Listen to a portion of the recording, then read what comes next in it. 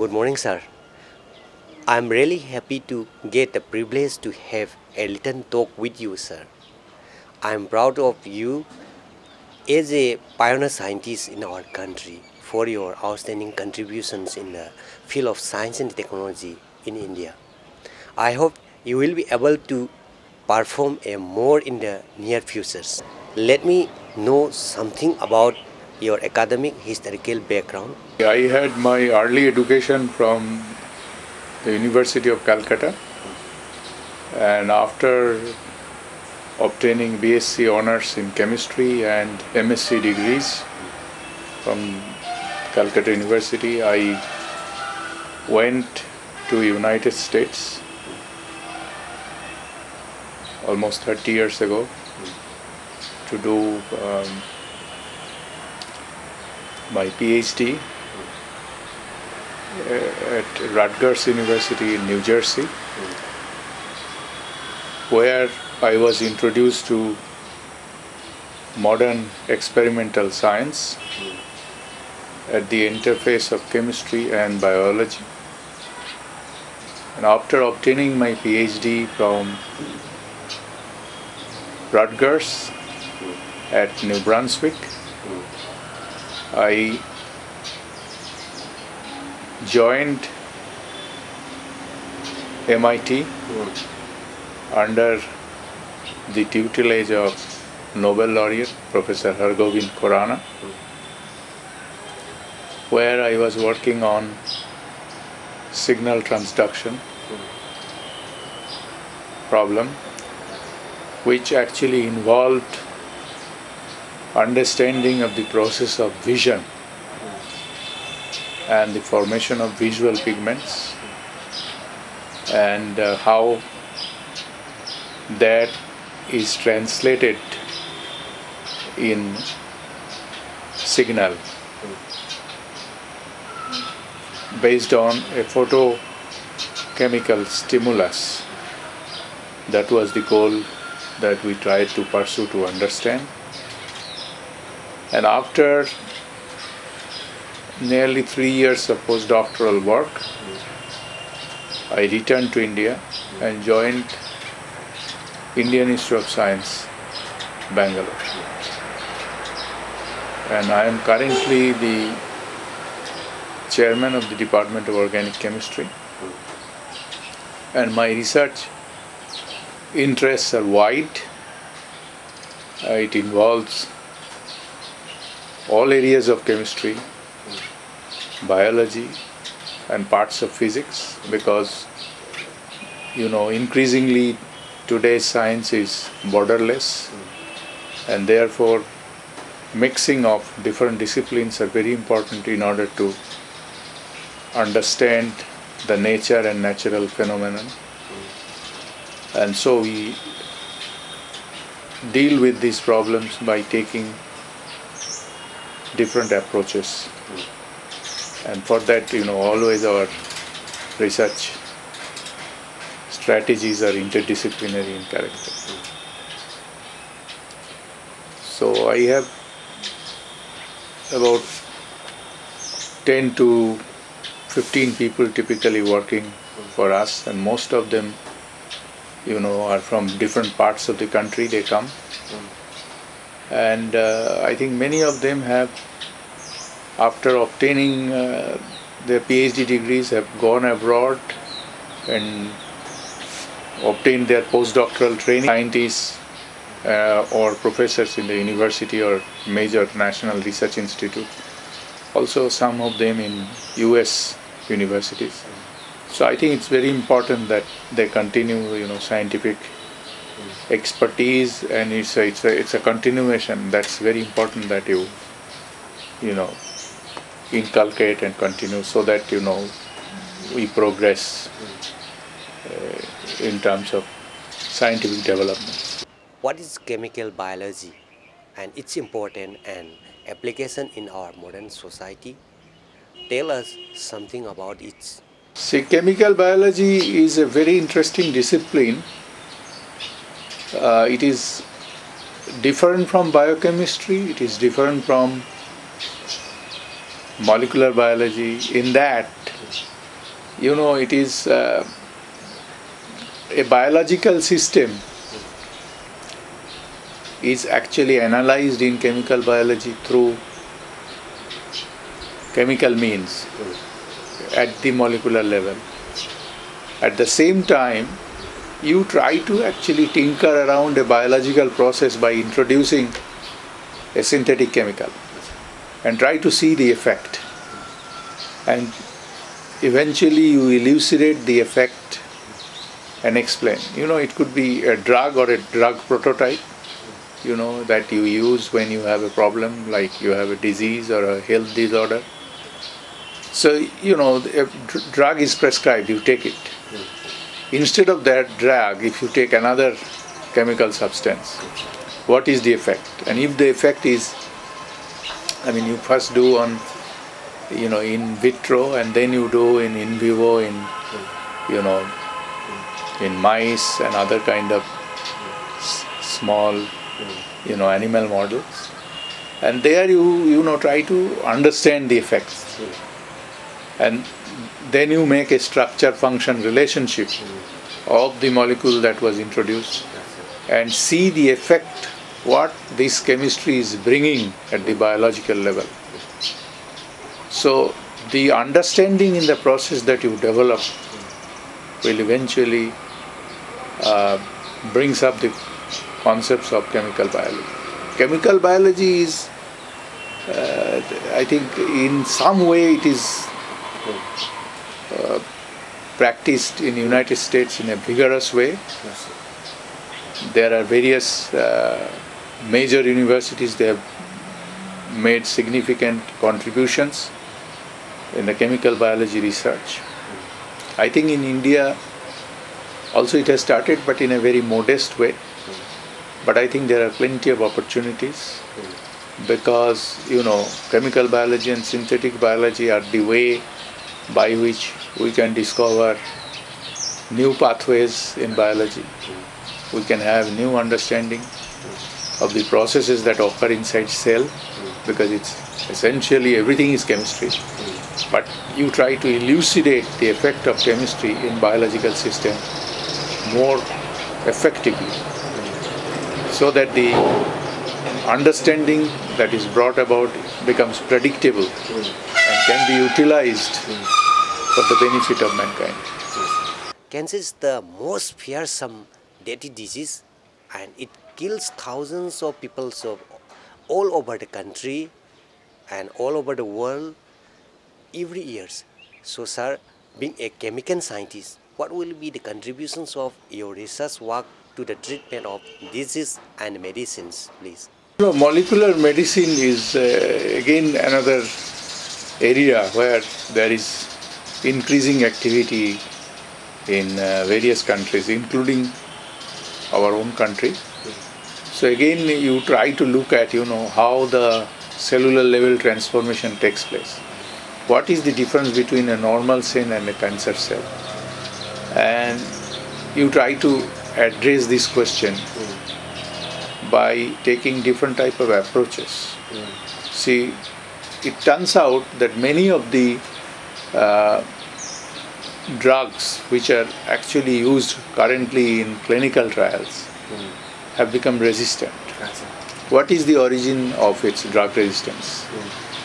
So that's a critical question which needs to be understood. Similarly, there are cells which become multi-drug resistant cells against certain drug. So what is the process?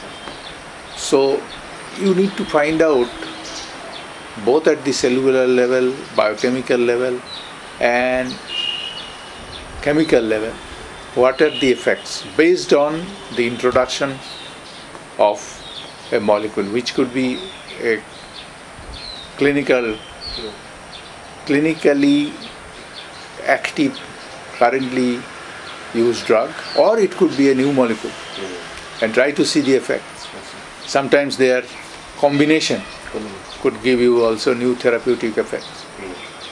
So this is a very complex field, but I think if you are interested in working in this area, there are lot of unanswered questions, and therefore this field is very exciting, and it will have an impact in medical science, particularly in this country, where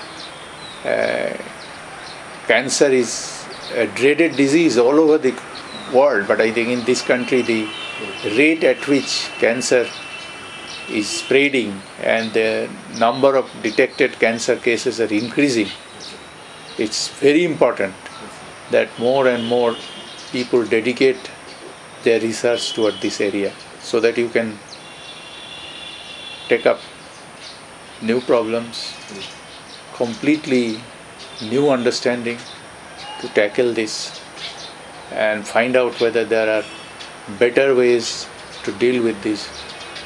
You are a renowned professor doing the research work in the field of nanoscience and technology. So, Professor, how are you doing to help the young scholar and the young scientists in the field of nanoscience? And sir, tell us something about the nanoscience and technology in present today. The nanoscience and nanotechnology,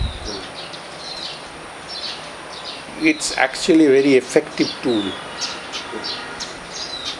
because when you divide the matter to smaller and smaller and smaller sizes, when you come to the nano dimension, at that stage you get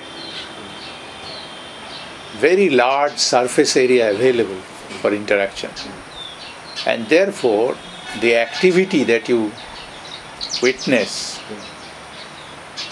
at the nanoscopic level will be extremely pronounced. That could be a physical effect, that could be a chemical reactivity, that could be a biological activity that you could also witness. So there are a lot of advantages. In case of therapeutics, nanomedicine and nanobiotechnology has increasing relevance. And I think with the world over, there is a lot of excitement, because over last 2 decades, a lot of scientists are working in this area, and because of the, exciting opportunities and prospects that are associated with this field, and therefore one can, examine different effects.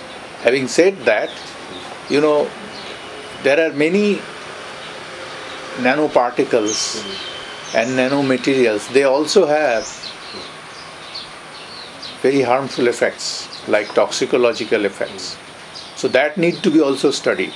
So while they can be very useful and beneficial for mankind, but at the same time, if this is not properly used, or if we don't understand the science behind it, it could also lead to serious side effects. And therefore, this needs to be studied. Again, nanoscience and technology involves physics, chemistry, biology all together, an integrated approach, so that you discover new phenomena and you discover new strategies, and in a most scientific and predictable fashion, so that you can utilize it for the benefit of the society. Northeastern state of India, a part of Eastern Himalayan range, are the hotspot of biodiversity.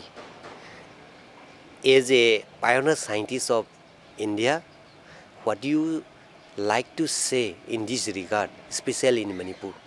Actually, indeed the biodiversity is very rich in India, and Northeast really represents a very exotic class of flora and fauna that we have.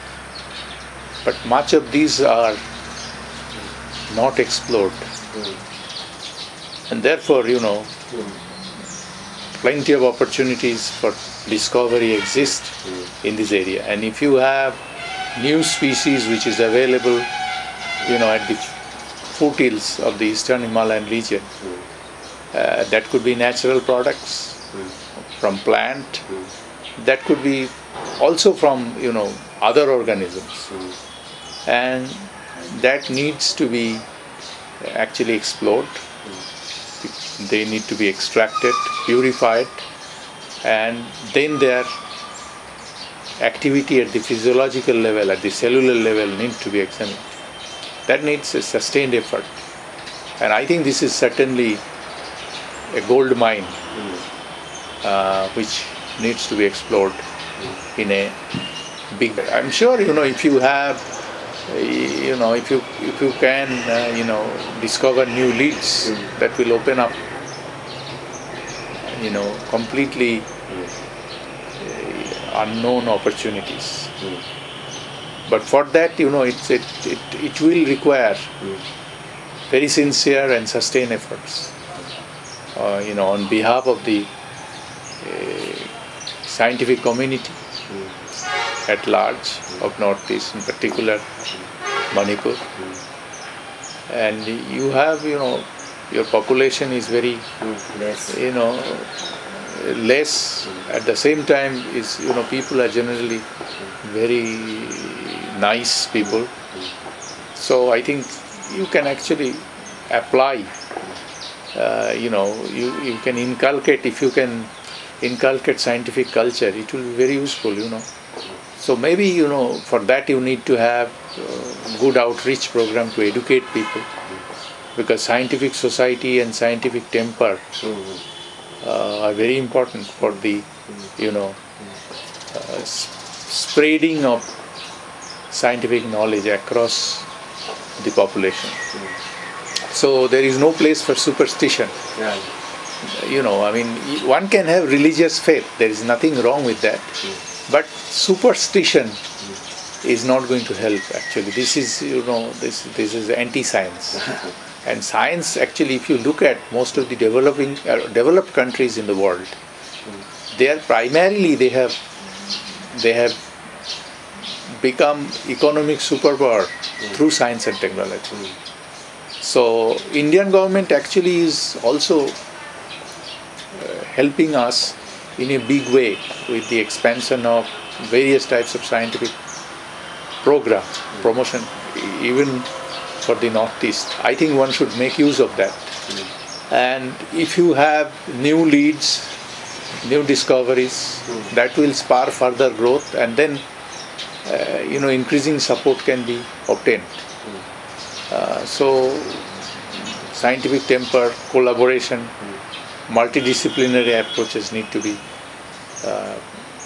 actually encouraged, and you should involve scientists, physicians, medical doctors, even some of the engineering persons who are interested in discovery of new phenomena. All of this should be, all of them should be collectively,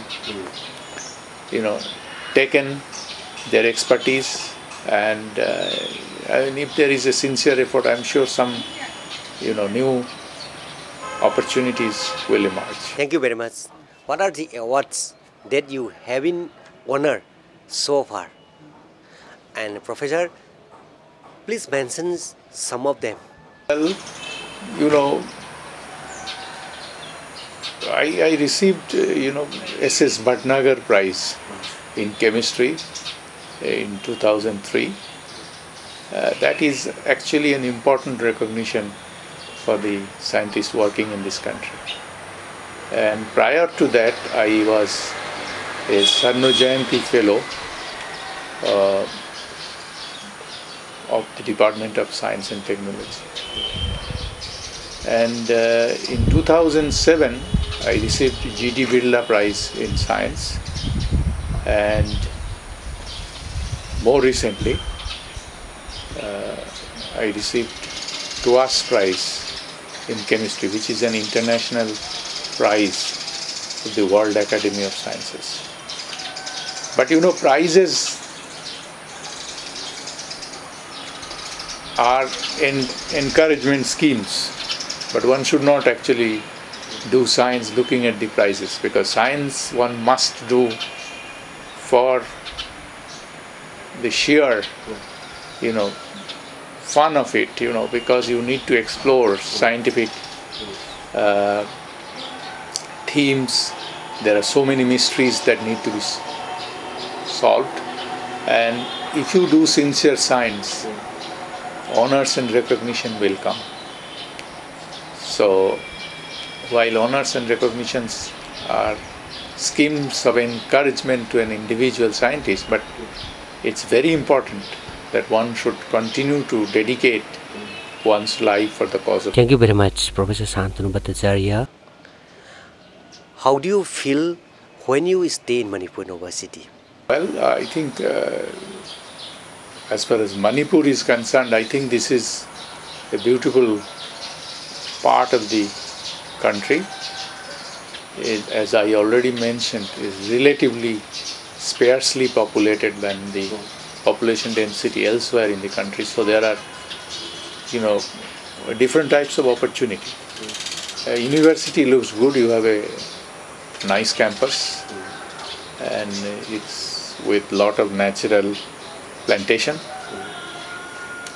Your weather is also very good, which actually makes it, since it is very mild, it makes it particularly attractive for, you know, conducting long drawn experiments. But you know, life of a scientist is always based on hard work and dedication and sincerity, and therefore a place where you have a good weather, that is an additional bonus. And the way the impression that I have is that you are relatively free of any natural disasters. So that's actually another very important aspect. And you should have a lot of natural products which you can utilize.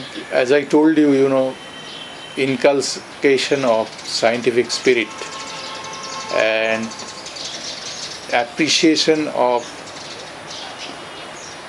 scientific explanation of various natural phenomena are very important for upliftment of every society. This is the way, you know, Western civilization has gone up during the Renaissance time, because they have realized the importance of rational thinking. Instead of getting submerged in superstition, it's always important that you try to explain phenomenon that occurs in front of your eyes through rational means. And many scientists have done that all over the world. I think India also has a tradition of doing science, but I think now there is an opportunity, particularly for younger generation, because government of India is now making a lot of investment. And India is a very young country, because as you know, we have the highest percentage of young people below 25 only in India. And this is a great opportunity. And there are many bright students we have. So India is considered one of the major center of knowledge. So these young children, they have to be encouraged. Science teaching has to be encouraged. And once they understand the value of science, there should be various schemes, the schemes for talent recognition, schemes for nurturing the talent and raising them to a level of mature scientists so that they can practice science in a very effective and fearless manner, and they become happy, because science is a passion. And I tell you, the scientist's life is actually not bad at all. They get reasonably good remuneration. Although there is a craze for getting into professional degrees and programs, and much of this is driven by the publicity. But actually, very little is known. The life of a scientist actually is quite good.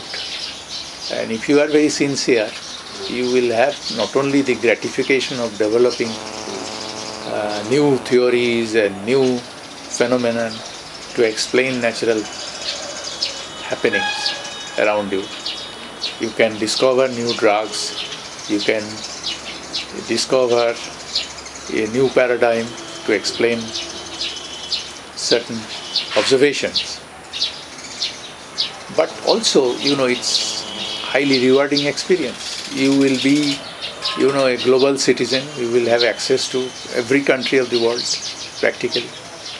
Yeah, and because of this knowledge, one should be able to, have a great outreach, and also society will be benefited at large. This is exactly how countries like United States, Germany, France, UK, Japan, and most recently China have made new inroads to the development. And I think in this country we have every ingredient to do that. Only thing is that our temper has to be really increased. We need to encourage young, bright children who are pursuing science. They need to be encouraged further. The basis of science involving physics, chemistry, mathematics and biology need to be strengthened. We need to have good teachers. Teachers should be recognized, they should be encouraged. There should be continuous, program of their training and upgradation of their knowledge, new methods of experimentation, better laboratories, all of these are required. And once you have, stepwise development toward this direction, I have no doubt in my mind that India will earn its rightful place in the world. Thank you very much, Professor Santanu Bhattacharya. He's a renowned scientist in our country. Thank you very much. What are your dreams or mission intend to carry out in the near futures? This is an area of research where India has made inroads in the 50s and 60s, but subsequently it became less popular. But with the advent of new analytical instrumentations and India's access to a lot of equipments, it has become again very viable area of science. People can join in this area because we have now new NMR spectrometer, high resolution mass spectrometer, and these are important tools, and you can do their structure activity relationship as far as the medicinal properties and biological activities are concerned. And therefore it's very important that you utilize this thing in an effective fashion. And the other thing is that major equipments, when government supports, there's major equipments need to be shared among people amicably, because it's very difficult to have each individual laboratory to have same kind of equipment which is expensive. It's difficult to maintain, but when you share it, I think you will get much better output. In fact, I have seen in Japan and also in France, their equipments are very effectively shared, and I think very efficiently they utilize these resources, and also they run these equipments 7 days a week. So it is never closed, 24 hours it runs. So there has to be some culture by which you can run people in multiple shifts, so that these instruments continuously run, and for that you have to provide right infrastructure.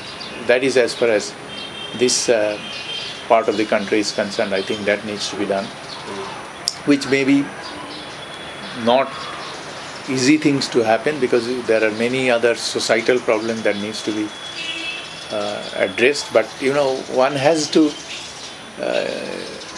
convince government the importance of this, and I'm sure government will, if you can convince, will come forward and offer assistance to this end.